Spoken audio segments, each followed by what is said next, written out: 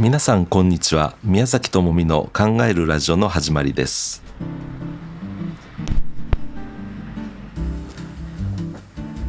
この番組ではちょっと難しい話だけど、私たちの将来のため、地球の未来のため、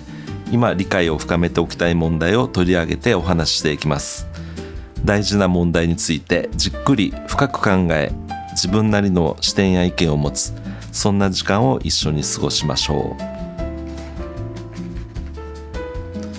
この番組は秋葉原第一スタジオからお届けしています。はい、今日はですね、ゲストの方をお招きしております。榎戸隆さんです。私の同僚なんですが、今日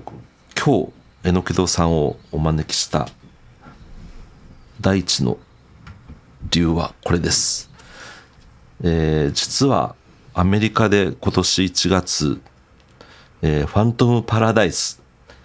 エスケープフロムマンチュリアというこの、本が出版されました。満州国の話です。そこから、日本人この、著者、K榎戸さんが、日本へ引き上げてきた、このことについて、一冊にまとめられた本、これが今年、出版されました。実は今日お越しの榎戸さんのお姉様の著作になります。でこの本が出ましたんで、私も読んでみまして衝撃的って言いますか、この満州国についてですねまとめられた本、しかもこれがアメリカで出版されるっていう、これがですね多分、アメリカ人がこの満州っていう国があったこと、多分ほとんどの方知らないと思いますが、その方へ向けて、この存在ですね、歴史上の存在を知らせた、ここで何が起きたかっていうのは、ものすごくありありと書かれている本が出ました。でその榎戸さん、K榎戸さんの、弟さんが私の元同僚の榎戸さんということで、これはもうお話を聞くしかないということで、ぜひこのこと知っていることを全部喋ってほしいということで、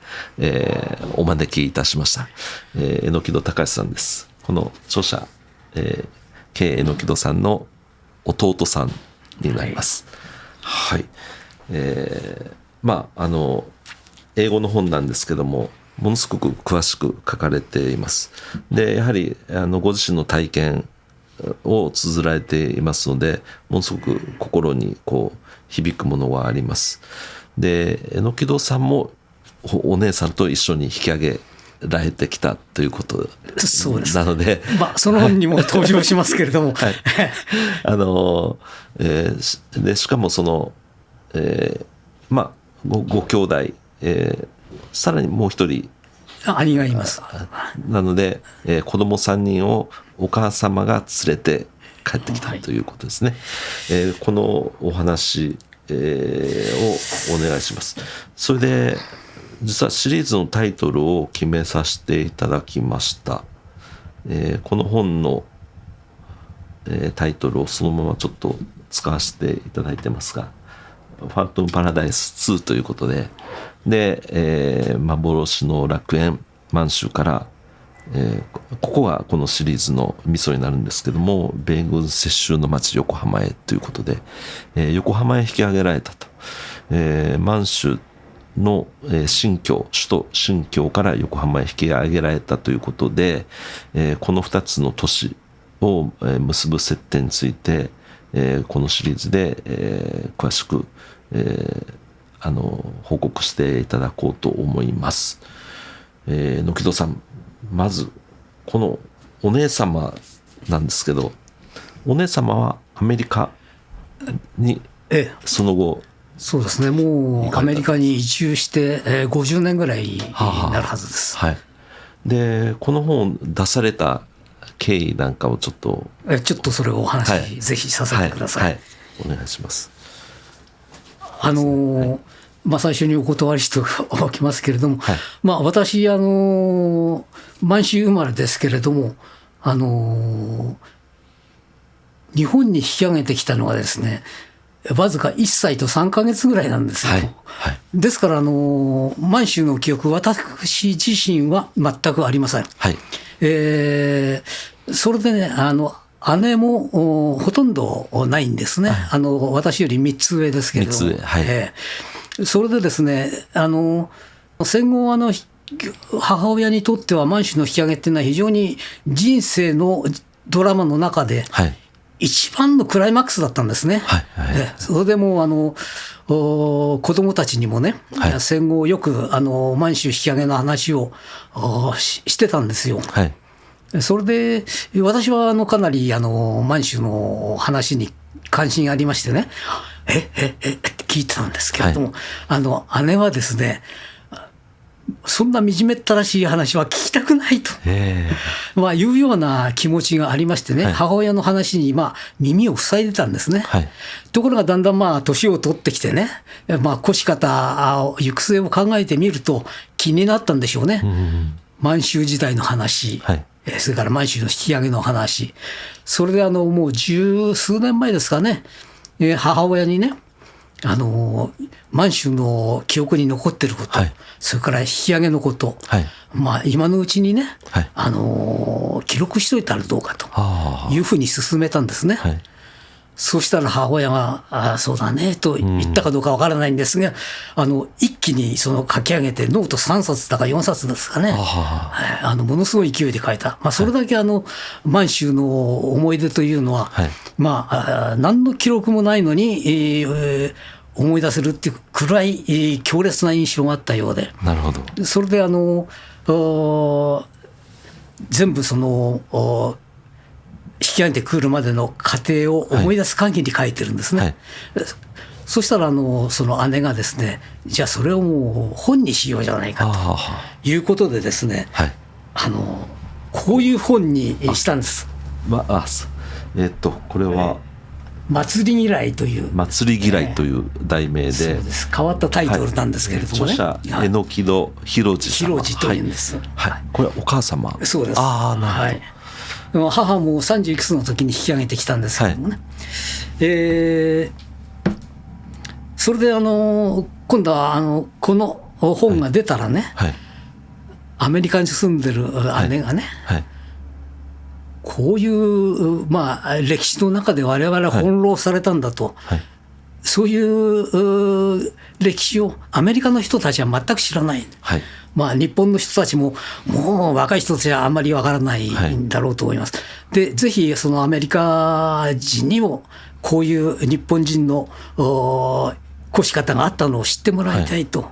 いうことでね、満州のこと、引き上げのこと、それをまとめた本が今宮崎さんが紹介していただいて、はい、していただいたフ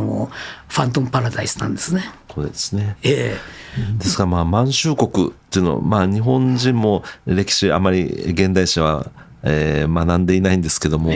アメリカと日本、戦争に至ったかなり大きなきっかけでもあるわけですね、満州国という建国っていうのは。ただ多分アメリカの方にはほとんど満州国についての、理解っていうのはないと思うんですけども、その中でこの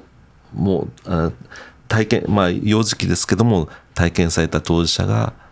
本にまとめられたと。でその、元になるものとして、まさにその満州からの引き上げを、体験されたお母様の記憶が紡がれて、さらにこの本に、バトンタッチされているということですね。なるほど。でこれにはその満州での体験、それから引き上げでの体験、母親の体験ですけれどもに加えてですね、出版にあたって編集者から勧められてですね、はい、あなたのこれまでの生き方についても書いた方がいいんじゃないですか、はい、いうことでアメリカに渡って非常に勉強したようなんですね、はい、努力してで、最後はワシントンのホワイトハウスの真ん前にある老舗ホテルの社長になるまで、いわばアメリカンドリームですね。そうですね、アメリカ人、についてもね、書いてるんですよ。ですからまあこれからアメリカに行きたいとかね、はい、あるいは留学したいという方にもね、はい、非常に参考になるんじゃないかと、そういう面もあると思います。はい、ですから日米のものすごくこの濃密な関係のきっかけになったこの満州国の話、それを、その後引き上げた後アメリカに渡って、一つのアメリカンドリームを達成されたお姉様ですね、はい、慶榎戸さんが編まれた本です。はいはい、でまあこれはものすごく衝撃的で、実はじゃあこの弟である榎戸さんお話いろいろあるんじゃないですかっていうのが、まあ、私の動機ということで、はい、このスタジオに来ていただいて、シリーズでお話を伺っていきたいと思います。はい、で満州もちろんその幼少期ということで後ほど聞かれたっていう話もが、多いと思いますけども、この満州について、率直にですね満州っていうのは、どんなものだったのかっていうふうに思われているかというところから伺いたいと思います。はい、もうこれはもう宮崎さんもご承知のようにですね、もうズバリ言って日本が中国の領土に作った傀儡国家なんですね。はいはい、今で言いますとね、例えばアメリカの大統領がですね、はい、グリーンランドの資源が欲しい、はい、それから戦略上の用地でもある、はい、国土も広い、はい、そういうところを手に入れたいと、はい、領有を画策してですね。ただまあ今のところアメリカは攻め込んでませんけれども、はい、日本は実際そういうところに攻め込んでって武力でも、はい、持ってそれを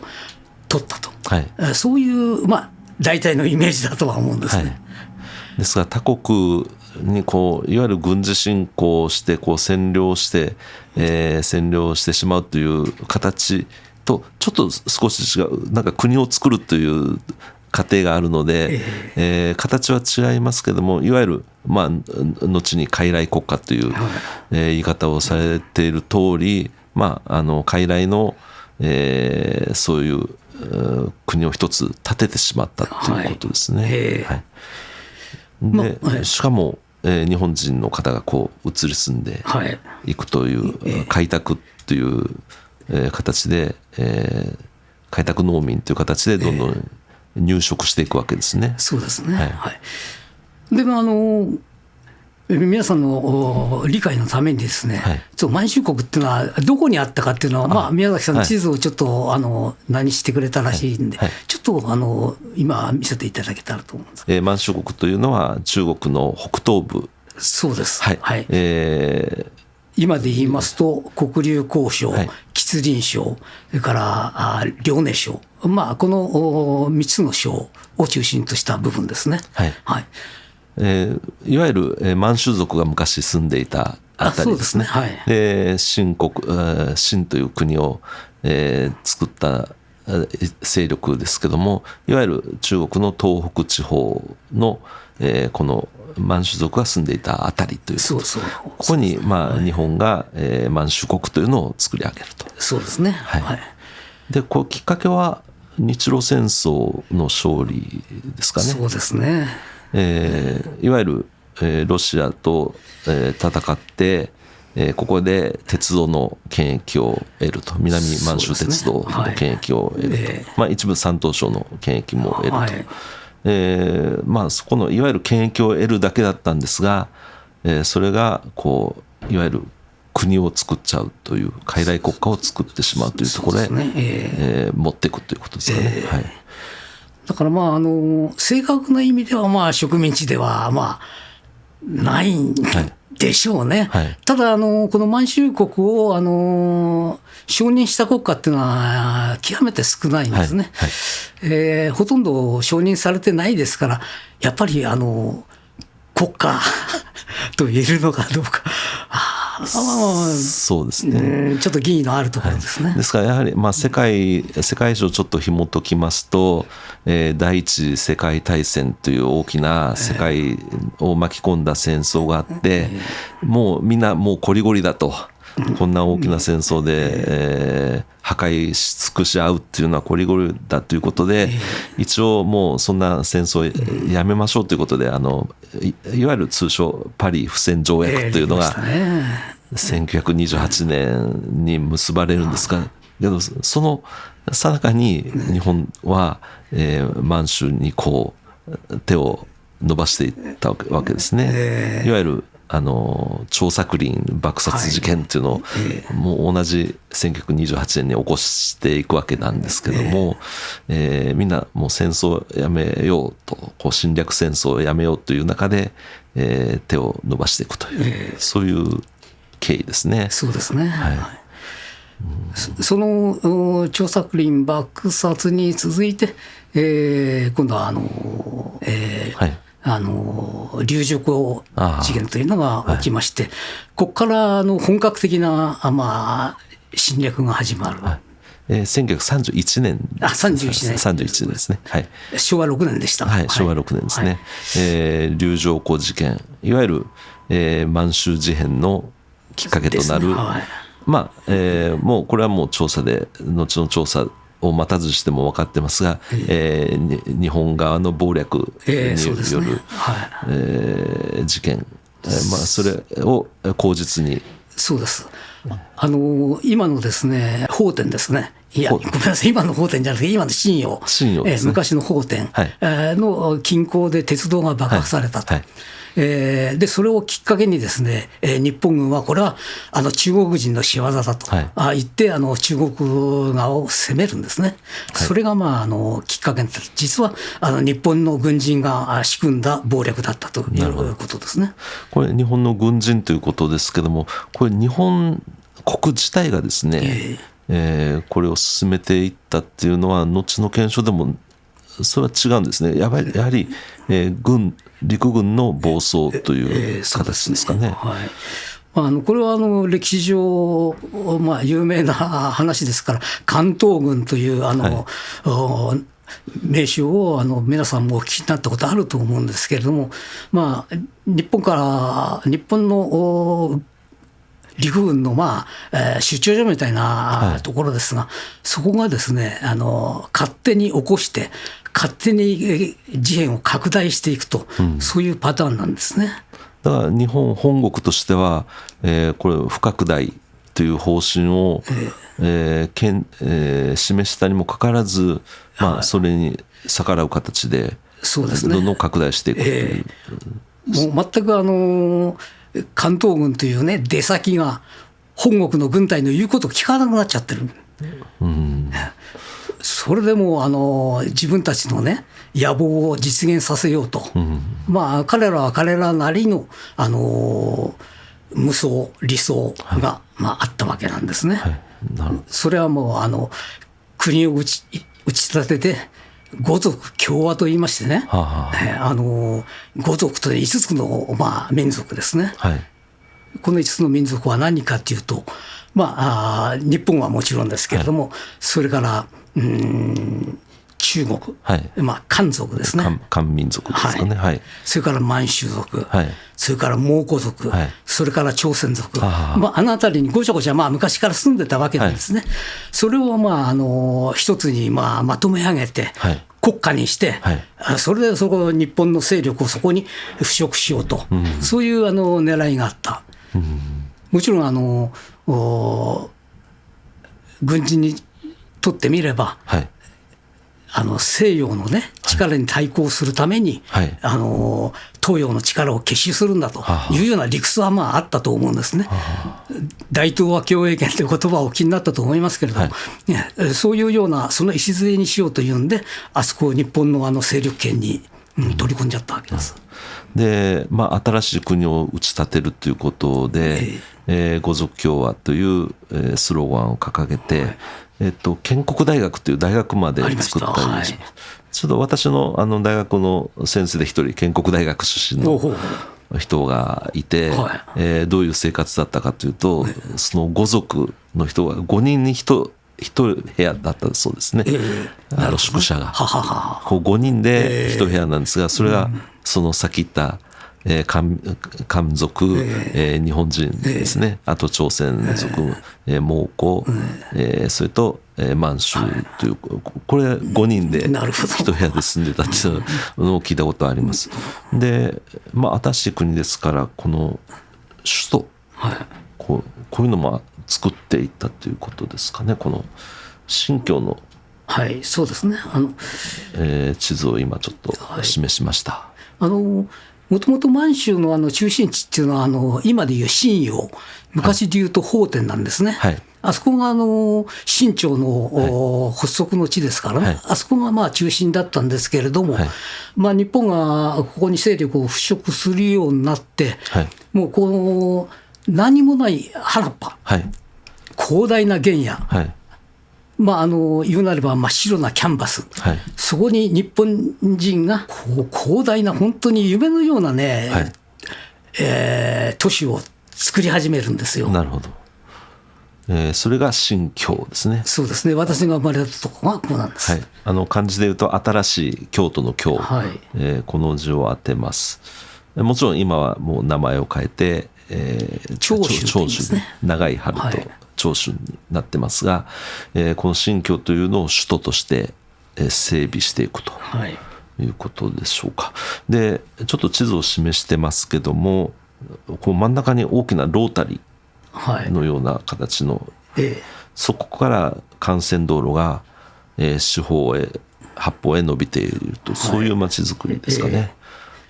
で街路なんかも非常に整然としてますね。ちゃんともう新しい、平原に作り上げる都市なので、一から都市計画をしていったということでしょうかね。そうですね。理想的な都市を作りたいというような夢があったようですね、都市計画の中には。でここが榎戸さん、お姉様もこちらでお生まれになったということですね。榎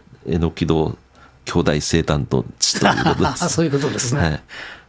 で、ちょっとこの風景の写真もあります。ロータリー駅前になるんですかね、この、中山ですから、これは新疆駅前。新疆って書いてありますね。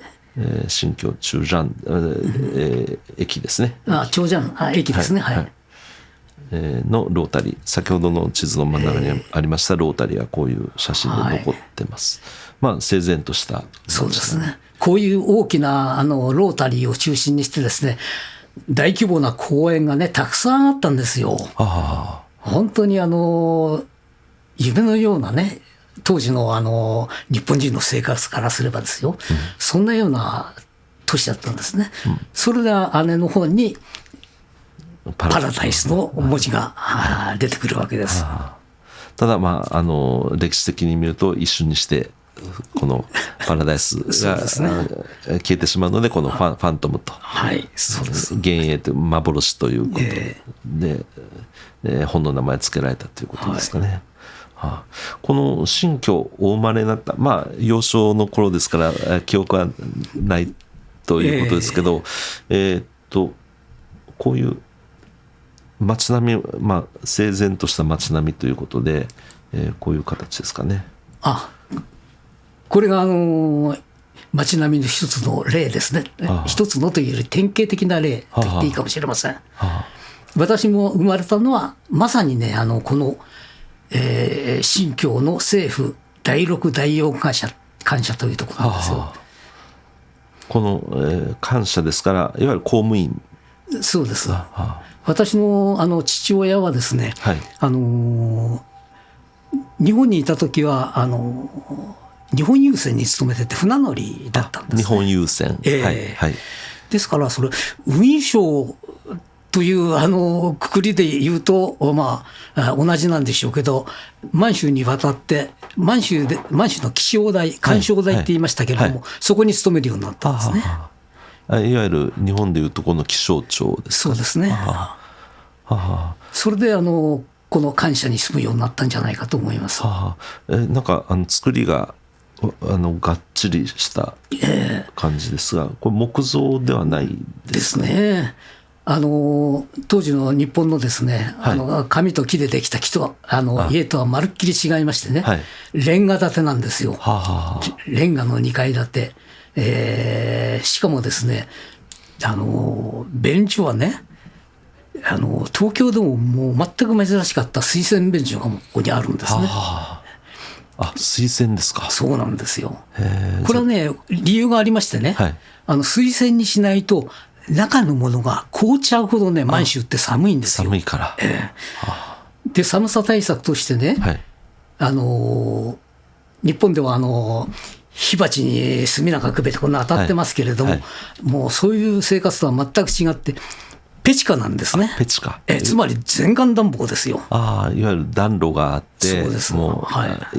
家ごと暖かくしてあるっていうことですかね。そうですね。それで窓は二重窓ですね。二重窓。今でこそ省エネで二重窓も出始めましたけれども、当時からこの二重窓なんですね。そういう、寒冷地ということで、新しい街づくりということで、そういう建物が建てられた。そうですね。そういう形だったんですね。ただその後戦局っていうのがこう流れていきまして、満州国っていうものがそもそも、日本が作り上げましたけど、世界中ほとんどの国が、それは承認せずということで進んでいくわけですね。私なんかちょっとこう満州のことをね読んでますとね、なるほどと思うのがね、満州国にはね、戸籍法とか戸籍法とか国籍法っていうのがないんですよ。戸籍がない。つまり満州国民っていうのがいないんですね。だからその国家としての要件を書いてるんじゃないかと、私みたいな素人でもこう思うわけですね。これ榎戸さんの戸籍っていうのは、そうした満州国にいらっしゃった頃はそもそも作られてなかった。ないんです。満州には戸籍はないんです。私の父親の実家である茨城県西茨城郡、当時は岩瀬町って今桜川市っていうんですけれども、そこの役場にね戸籍があるんですよ。昔から生まれた時から。じゃあ茨城県に戸籍がある。そうなんです。私の戸籍見ますとね、出生届にね、榎戸隆満州国新疆特別市清和街で出生と書いてあるんですね。で、届け出先がですね、町の役場じゃないんですよ。特命全権大使梅津義次郎受付となってるんですね。当時の関東軍参謀長、関東軍総司令官ですね。総司令官ですね。当時はその全権大使が、日本の全権大使がそういう受付をやってたんですね。それでそれが茨城の本籍地に送られて、私の戸籍の中に書き込まれてるんです。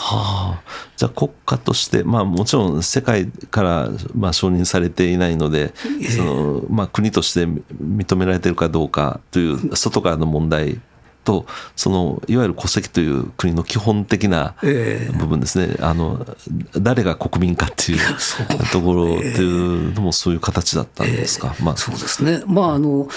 国家の要件っていうのはね、主権があって国民がいて領土がある、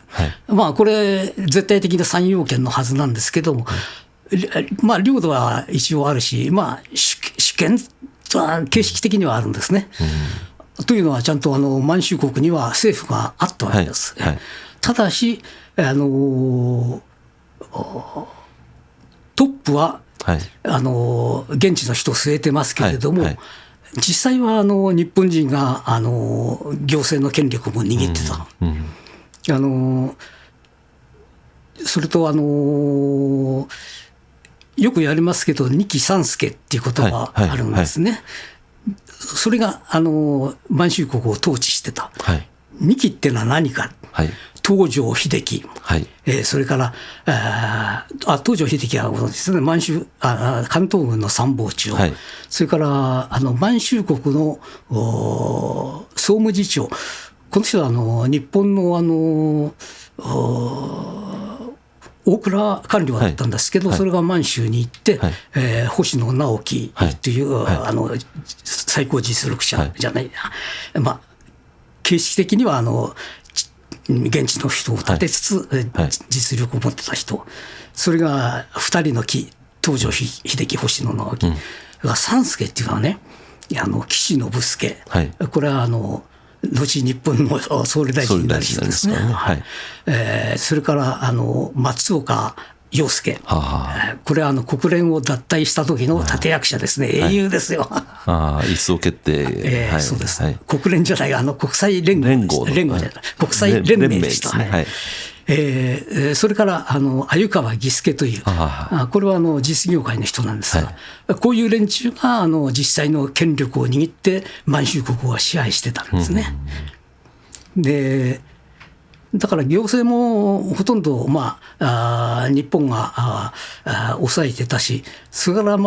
防衛ですね、一番肝心な国権の発動たる戦争、はい、それも関東軍が引き受けていたと、日本の軍隊が守っていた、はい、そういう現実がある。それ傀儡っていうのは、もうこれは揺るぎない、そうですね、認定として傀儡国家ということですね。皇帝不義を一応押し立ててはいたけども、それも、外からそういうふうに見えるようにしてただけで、そうですね、内実は、日本人が、国を回していたと。そうです、実権はなかったんですね、はい、飾り物ですね。はい、そこでお生まれになって、幼少期を過ごされてるんですけども、そうこうしてるうちに、戦争が拡大していくわけですね。日中間での戦争が拡大していく、その中で満州国っていうのは、兄弟分の軍隊が大きな勢力としているわけですけども、戦争に巻き込まれていくという形になっていきます。そうですね。それで、崩壊に向かっていくわけですけども、その過程でですね、うちは5人家族なんですが、はい、父親がね、その官商田に勤めた父親が、軍隊に引っ張られるわけです。これはいわゆる現地で、そうです、国民兵ってやつですね、根こそぎ動員ってやつで、もう年頃のやつは全部軍隊に引っ張っていっちゃうというようなことやった。そうやって兵隊になった人っていうのはどこへ送られていったんですかね。私の父親の場合はですね、ソマン国境って言いましてね、ソ連と満州の国境なんですね。そこに孫悟っていう孫の暮れと書く都市がありまして、そこにかなり開拓義勇軍も、入植してたんですね。開拓義勇軍というのは日本の、農民の方で満州に渡った人ですか。そうですね。トンデン兵みたいなことをさせようという意図でしてね、普段は農耕をしながら、それからいざとなれば銃を持って戦うと、そんなような、コンセプトだったんじゃないかと思うんですけど。開拓した農地というのは、自分の畑として使えて、外敵が攻めてきた場合はもう戦うという、そうですね。それは、新疆よりもさらに奥地ということですね。そうですね。日本から見て、とんでもない奥地ですね。でもソマン国境ですけども、当時、もうちょっと時代ずれるのかもしれませんが、日本とソ連っていうのは、最初は戦争は敵国ではないですもんね。ですね。はい。中立条約を結んでましたからね。それなのに一応そこの国境はやっぱり守らなければいけないということで借り出されて送られたということですか。ところがですね、いざそのソ連が攻めてきますと、これが1945年8月の6日ですか、8月9日ですね。行きますと、関東軍はもうもぬけの殻。それは関東軍に言わせてみりゃ、戦略的撤退、転進というやつでしてね、戦線を縮小して、もっと後退して、がっちり新疆のあたりを固めようとかね、そういう、一応言い分はあるんだろうとは思います。守りやすいところで守るとか。そうなんですね。ところがね、どういうわけかうちの親父はね撤退の中にカウントされずにね、現地に残ってソ連軍と対峙することになっちゃうんですよ。だから本物のね、職業軍人がね、先に撤退しちゃって、で国民兵っていう素人の兵隊が前出てね、ソ連と戦うと、そういうおかしな事態になっちゃったんですね。だからソ連は中立条約を破る形で、8月9日、1945年の8月9日に、国境を越えてやってくると。ドイツとの戦争も5月には終わってますので、そっちの戦力っていうか物量も全部こっちへ運んできて、中立条約を破って急遽攻めてくると。日本は知らないところでいわゆるヤルタ会談なんかも、開かれていて、連合国軍として攻めてくるということですかね。そうですね。その時もちろん榎戸さんは小さいわけですけども、榎戸家、お父様は現地で押収されていると、残されたのはお母さんと榎戸さんと、お姉さんとお兄さん、だけで新疆にいらっしゃったと。そうですね。そういう形になったわけですね。その間にですね、戦局が厳しくなって食うものもないし、寒さもしのげないしっていうんで、一度南の方に疎開することもあったんですよ。国内で疎開ですね。疎開先はですね、今丹東って言うんですけどね、丹東、仁丹の丹に東と書く、中国と北朝鮮の国境ですね。当時は安東、安い東と書いたところなんです。そこへ疎開するようになったんですけれども、その時にね、私がもう、死ぬか生きるか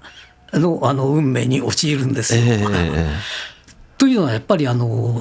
当時、栄養状態が非常に悪いですからね。で、食うものも、ろくすっぽく食えなかった。それで私も全く栄養失調になっちゃいましてね。もう、安東で、今丹東ですか、丹東で、もう死ぬ間際だったんですよ。その時にね、もう隆生まれてきてわずか1年でね、死んでしまうのはもういかにもかわいそうだと。だからね、少しね、最後に腹いっぱい食わして、死なせてやろうということで、姉のね、食い物を取り上げて、私一人に食わせた。ただ途端にね、生き返っちゃったっていうんですね。栄養、本当に栄養が足りなかったっていうことです。ということなんでしょうね。それでまた新疆に戻ると。疎開先から、疎開先でも、命を落としかけて、それでなんとかそれで復活って言ってますか、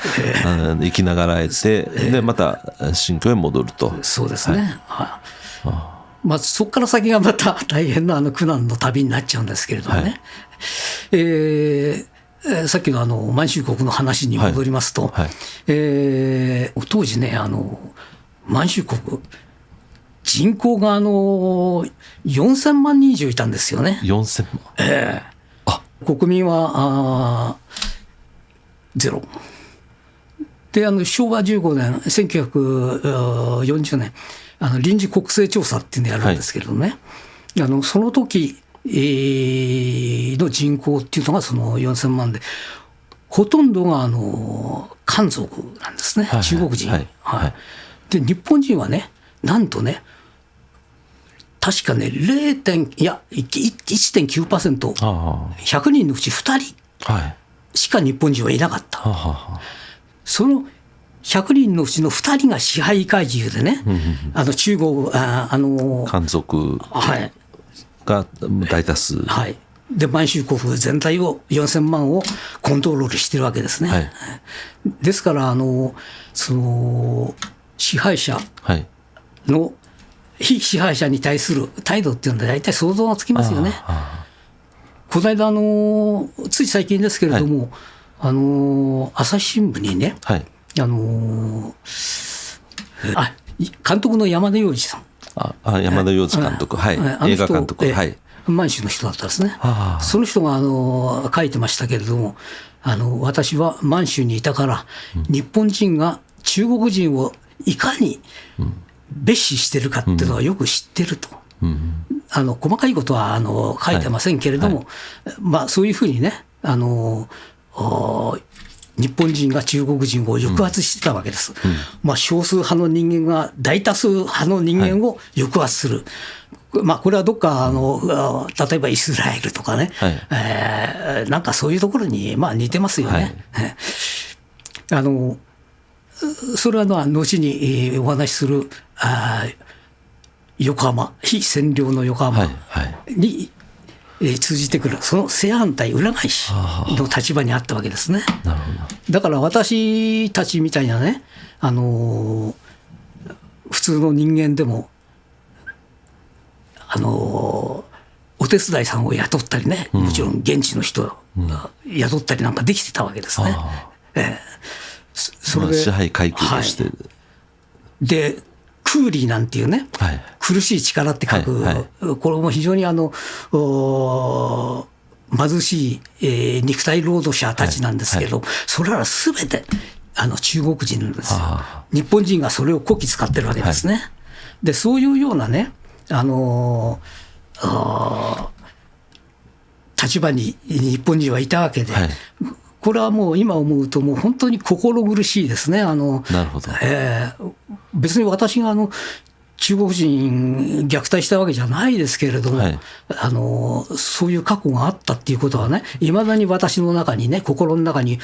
重いしこりとして残ってるんですよ。ですから、満州国という傀儡国家があって、でそこの首都ですから、支配の拠点にお住まいになって、でもちろん、年若いですから、その支配とかそういったものには直接関わってないけども、いわゆる支配の象徴の町に生まれた支配階級の一員としての存在ということですよね。でさっきお見せしたように立派な家に住んでるわけですね、我々は。ところが現地の人はね、もう非常にもう貧しい、もう貧民窟みたいなところにいるわけですよ。それはまた後にお話しする横浜での私の生活と全く逆転なんですね。アメリカ人が高級な、場所、高級な家に住んでて、我々はぎゅうぎゅう詰めの貧民窟みたいなところに、詰め込まれてる。そういうような状態が占領非占領の実態ですね。それはね、沖縄にも通じるんですね。沖縄、基地が集中してます。そうです。今の沖縄と全く同じで、もう広い鉄条網の向こうはもう極楽でしてね。なるほど。鉄条網の外側はもう地獄とは言いませんけれども、相当な、それで横浜という町にこう移り住むんですけど、いわゆる新疆というのは支配拠点であり、満州国の支配の象徴の町でしたよね。それで今度日本に戻ってこられて、横浜に住まれるんですけど、その横浜の町というのは今度は、アメリカ軍がたくさんそうですね、いたということですか。支配される側に回るわけですね。だからアメリカは日本全体を占領してるんですけども、東京、にこう GHQ がいて、日本をコントロールしているような形に、思ってしまってるんですけど、実態的にはこう横浜にアメリカ軍というのはいっぱいそうですね、接収して、いたということですかね。だから行政機能としては東京に、はい、トップが、存在したんでしょうけれども、実際の手足、これはアメリカ軍の組織からいうと第8軍っていうんですけどね、これは横浜に司令部がありましたし、で横浜の広大な土地を接収してね、それを基盤にして日本を統治してたわけです。まあ、どのくらい横浜が米軍にとって、重要だったかっていうと、数字を示すと分かるんですけれども、当初ね、アメリカが日本に上陸して接収を始めた、それで接収した全日本国の中の接収地の面積のうちね、なんと60何%、62% でしたかね、数字は時々で変わるんですが、場合によっては70何%を、横浜が占めたと、全接収市の中のですよ。接収というのはいわゆる、占領する過程で、重要施設、もちろん軍事施設なんかも、アメリカは抑えるんですけども、いわゆるアメリカ軍の軍人たちが住む場所、あるいはその執務を取る場所、だから堅牢な建物で、被害を受けてない建物なんかは全部、GHQ が、自分たちが使うものとして抑えたと。で、居住スペースも、なんか大邸宅なんかも接収の対象だったそうですよね、日本人の。そういったものを日本各地でもちろん接収してるんですけども、その6割超、62%、そうですね、それが横浜だったっていう。しかも横浜の中心部を抑えてるわけですね。港から当時の最大の繁華街である伊勢崎町っていうところですね。あの辺りをもう全面的に接収したわけですね。なるほど。まあその当時はもうあまり実は建物なんかなくて空襲でやられちゃってますから、まあ館内牧場と言われて、ね、館内牧場、私高校の頃まで館内牧場っていう言葉が生きてましてね、実際に私もその館内牧場を見えましたけれども、つまりもそうですね、写真に出てるような、もう廃墟っていうんじゃないですね。焼け野原。なんて言うんですか、そこですね、焼け野原になっちゃってね。で、そういうところにね、当時の横浜の人口が70万ぐらいだったんでしょうかね。そこへ10万ぐらいのね、米軍将兵が、転がり込んでくるわけですよ。だから横浜の都市機能なんていうのはね、完全になくなっちゃうんですね。しかも一番重要な港湾、それはアメリカ軍も欲しいですから、横浜港の9割はアメリカ軍が接収しちゃった。なるほど。ですから今横浜の、町のこの発展した地区でみなとみらい地区とかありますけど、あるいはちょっと内陸のところのショッピングセンターで大きなところはあったりしますけど、あれはいわゆる米軍に一回接収されて、まとまった形で接収受けてた土地が戻ってきて、再び開発されているという形ですかね。ですから、榎木戸さんとしては、いわゆる新疆という、日本がその中国の一部に満州国を建てて、支配をしたいわゆる象徴の首都、新疆という町からこう引き上げられてきたところが横浜で、その横浜っていうのは実は、米軍が日本を占領しているその拠点だったということですね。ですからこの当企画はですね、ちょっともう一度シリーズの名前を出しますけども、このファントムパラダイス2ということで、幻の楽園満州から米軍接種の街横浜へということで、榎戸さんにこう報告者になって報告していただきます。はい、ファントムパラダイス2、今日はまあプロローグのような形で、満州国から引き上げてきた、その先が横浜だったということですけども、そのあたり、